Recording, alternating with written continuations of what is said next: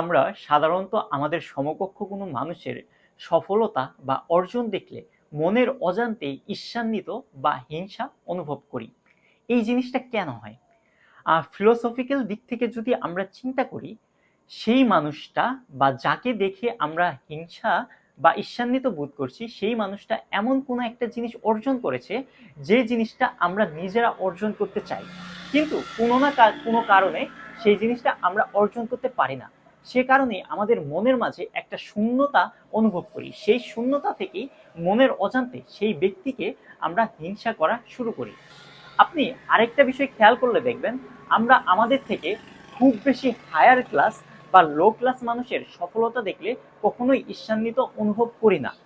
যেমন ধরেন Elon marks, mark Zuckerberg, এদের সফলতা আমরা দেখে যাচ্ছি, কিন্তু তাদেরকে দেখে আমরা কখনো ঈর্ষান্বিত বোধ করছি না।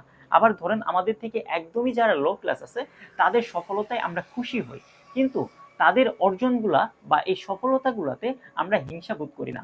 আমরা হিংসা বোধ তখনই করি যখন আমাদের সমকক্ষ কোনো মানুষ আমাদের থেকে এগিয়ে যায়, বা আমরা যে জিনিসটা অর্জন করতে চাবো সেই জিনিসটা আগেই সেই মানুষটা অর্জন করে ফেলে, তখনই আমাদের মনের মাঝে একটা ঈর্ষান্বিত বোধ চলে আসে।